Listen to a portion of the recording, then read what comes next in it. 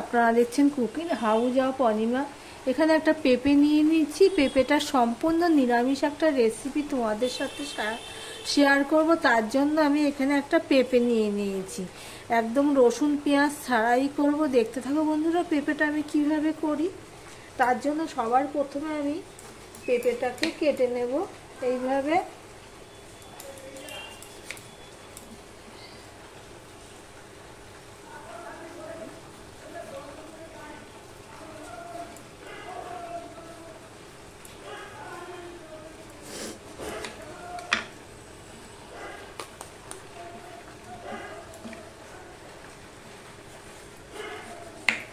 এরকমভাবে 4 ফালি করে নেব। এদিকে দেখো পেঁপেগুলো তো 4 ফালি করে নিয়েছি, নিয়ে খোসা ছাড়িয়ে নিয়েছি। আর এই ভিতরের অংশটা কি করেছি, চামচ দিয়ে দিয়ে পরিষ্কার করে নিয়েছি। এবার এটা একটা গ্রেটার নিয়ে নিয়েছি। এবার গ্রেটারের সাহায্যে পেঁপেগুলোকে আমি গ্রেট করে নেব। এই ইয়ে দিয়েই করব।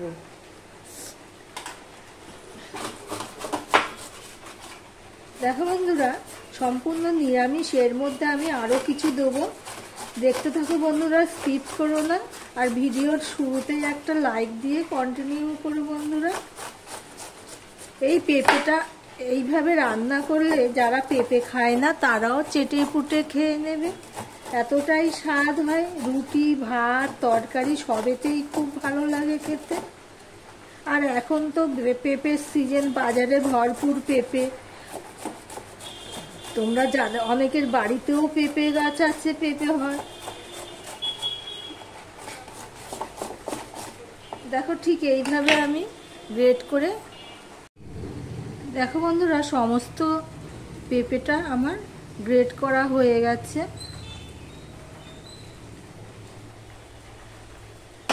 এবার এর সাথে আমি একটা আলু আগে থেকেই কেটে নিয়েছিলাম, একটু বড় বড় করে সাইজে কেটে নিয়েছি। চলো এবার মূল রান্নাতে যাই। এদিকে দেখো কড়াই বসিয়ে দিয়েছি, কড়াইটা প্রায় গরম হয়ে এসছে। এবার দিয়ে দিচ্ছি সর্ষের তেল। তোমরা চাইলে এখানে সাদা তেল ব্যবহার করতে পারো, কিন্তু আমি সর্ষের তেলেই রান্নাটা করব।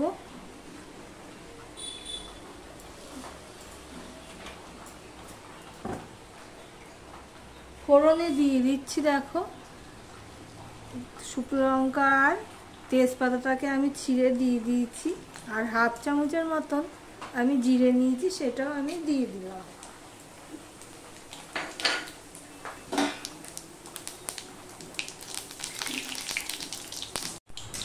ফোড়ন হয়ে গেলে আমি দিয়ে দিচ্ছি এই কেটে রাখা ধুয়ে রাখা আলুগুলো।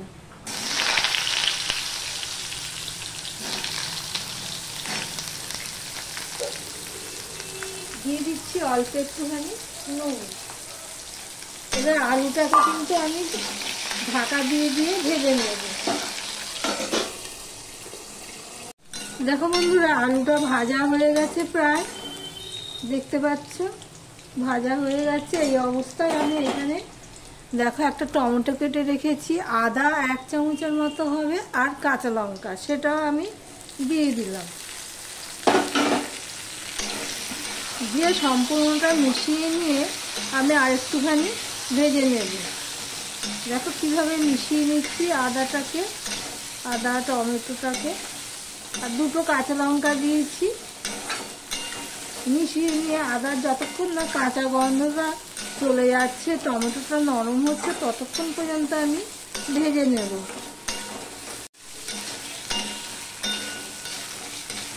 এবারে এর মধ্যে আমি দিয়ে দিচ্ছি কিছু মশলা, অল্প অল্প করেই দিচ্ছি। 1 চামচ ধনের গুঁড়ো, 1 চামচ জিরের গুঁড়ো, হলুদ দিয়েছি, আর হাফ চামচেরও কম আমি গুঁড়ো লঙ্কা ব্যবহার করলাম। তোমরা চাইলে এখানে গুঁড়ো লঙ্কা নাও দিতে পারো। একটুখানি আমি জল দিয়ে দিলাম, দিয়ে মশলাটাকে আমি মিশিয়ে নিয়ে কষিয়ে নেব।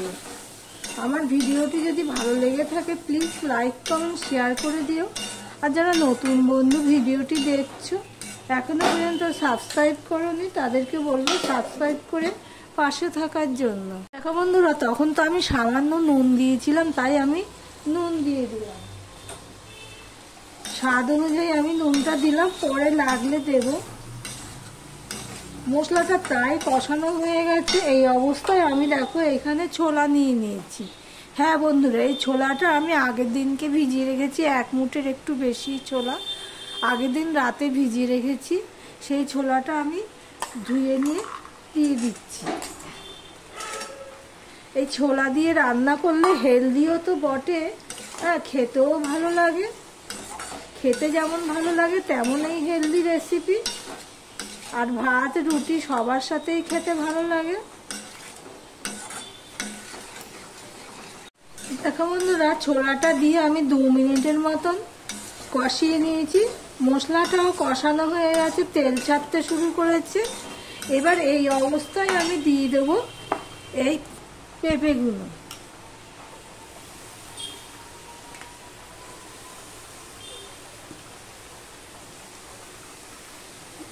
কিছুটা দিলাম, দিয়ে আমি মিশিয়ে নেব ভালো করে। কেন ভালো করে মেশাতে হবে, এখানে তো নুন মশলা তেল ঝাল সবই তো রয়েছে, ওই জন্য পুরোটা আমি ভালো করে মেশাতে হবে এর সাথে।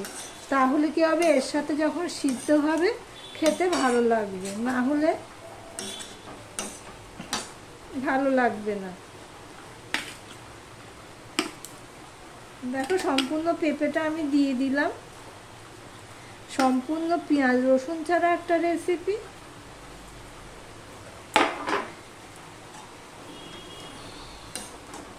এবার ভালো করে আমি দেখো মিশিয়ে নিচ্ছি। গ্যাসের ফ্লেমটা কিন্তু লো টু মিডিয়ামে দিয়েছি, এটা হাই করা যাবে না, কেননা এখানে যেহেতু জল পড়বে না এই তরকারিটায়, সেই জন্য।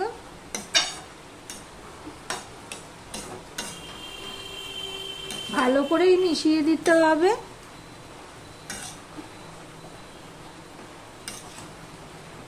আমি একটু ঢাকা দেবো, ঢাকা দিয়ে 2 মিনিট পর আবারও ভালো করে মিশিয়ে দেব।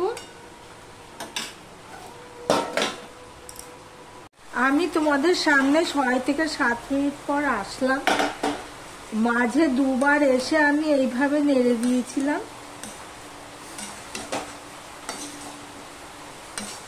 পেঁপেটা সিদ্ধ হয়ে গেছে, আলু তো সিদ্ধই হয়ে গেছে, পেঁপেটাও সিদ্ধ হয়ে গেছে, ছোলাটাও সিদ্ধ হয়ে গেছে। গ্যাসের ফ্লেমটা কিন্তু একদম লোতে ছিল। এবারে আমি দিয়ে দিচ্ছি চিনি, 2 চামচের মতন চিনি আমি দিয়ে দিলাম। চিনিটা দিয়েও আমি ভালো করে মিশিয়ে নেব। এই পর্যন্ত যারা ভিডিওটি দেখছো এখনো পর্যন্ত লাইক করোনি, চট করে একটা লাইক করে কন্টিনিউ করো। আর নতুন বন্ধুদের বলছি, যারা প্রথম এসেছো আমার ভিডিও দেখছো, সাবস্ক্রাইব করে পাশে থেকে যেতে পারো। দেখো চিনিটা দিয়েও আমি সম্পূর্ণটা মিশিয়ে দিলাম, দিয়ে আমি আবারও ঢাকা দিয়ে দেব। চিনিটা দিয়ে ভালো করে মিশিয়ে নিয়েছি। চিনি দিলে তো একটুখানি জল বেরোয় জানো, সেটাও আমি শুকিয়ে নিয়েছি। ছোলাটা সিদ্ধ হয়ে গেছে, তোমাদেরকে তো বলেছি, তবুও একটু দেখাচ্ছি। এই দেখো বন্ধুরা, এতটাই স্বাদ আর হেলদি রেসিপি। তোমরা যদি কেউ না বানিয়ে খেয়ে থাকো তাহলে একবার বানিয়ে খাওয়ার অনুরোধ রইল। দেখো বন্ধুরা, কয়েকটা আলু আমি একটুখানি পেস্ট করে নিচ্ছি যতটা পাচ্ছি, এতে করে তরকারিটা একটুখানি মাখো মাখো হবে। এবার আমি এর মধ্যে দিয়ে দিচ্ছি ঘি। ঘিটা তো শেষ হয়ে গেছে, যেটুখানি আছে তাও 1 চামচের মতন হবে। ঘি দিয়ে দিলাম, আর দিয়ে দিচ্ছি গরম মশলার গুঁড়ো।